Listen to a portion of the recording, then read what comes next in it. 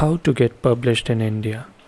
It's a question that has been asked multiple times, so many times in the last 10, 15, 20 years, especially after the success of somebody like Chetan Bhagat, when a whole generation started dreaming of becoming a writer.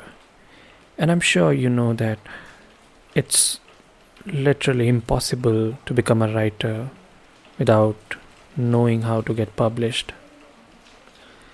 So that's why this question becomes extremely important. And it's also important because nobody really tells you how to get published in India. What we often do in such a scenario is we go to Google, we find out a few blogs, few suggestions, sometimes videos, but there hasn't been some kind of comprehensive book on this subject until now, when I suddenly came across Meghna Pant's book called as How to Get Published in India. So I'm just going to talk about this book in this podcast. So this book has 4 parts. In the first part, the author talks about your writing, how exactly do you write. In the second part, she talks about the publishing aspect of it. In the third part, the marketing comes in. And in the fourth part, there are quite a number of essays written by some of the popular writers and some editors or literary agents from India. The essays are on different topics, but most of them are themed around this central idea that how do you make into the publishing world, or how do you get popular, how do you establish yourself as a writer.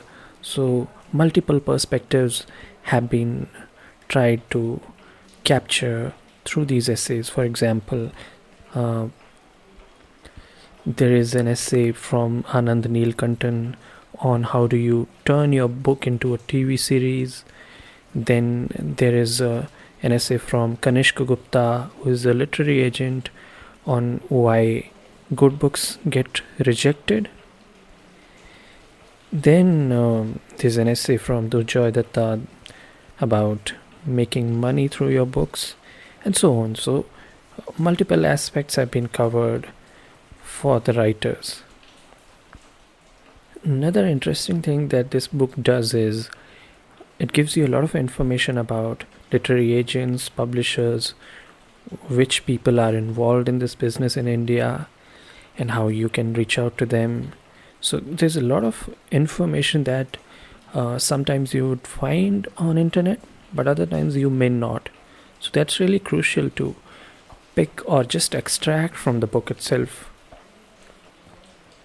And talking about the book, as I said, the first part is writing, just about writing the book. And she focuses, Meghna, the author, she focuses a lot on from the point of view of a publisher, or how you're going to eventually sell your book. So a lot of stress has been given about finding out your genre, how do you identify what kind of book it is going to be, how it's going to be successful. So those kind of things have been stressed upon. And some of these ideas may seem really nitty gritty, but they are absolutely crucial, and some of us don't really recognize them when we do write certain things. For example, the format of the manuscript, or the structural part, or let's say the title of the book, or just the introduction of the chapters. How do you format them, or in fact how do you format the entire manuscript? So these are the really tiny details which a lot of times a lot of us overlook, but shouldn't be overlooked, because publishers, they pay a great attention to these minor details.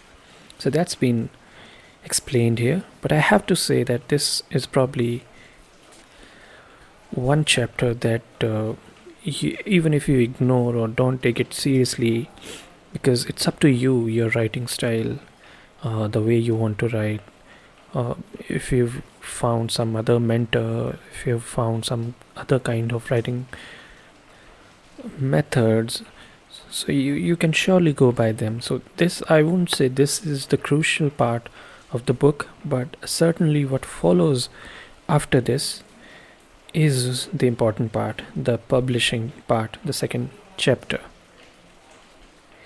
And here she gives you some of the very basics of writing a query letter, writing a synopsis, what is the difference between these two, in which case you would need a literary agent, how would you find or where would you find a literary agent, where are the publishers, which publisher publishes what kind of books, what can you expect in a publishing contract, do you need an editor or do you not, and in case everybody on the planet, let's say literary agents or the publishers, reject your ideas, which happens all the time, can you self-publish your book and how can you do that, and all the information that is required from that point of view.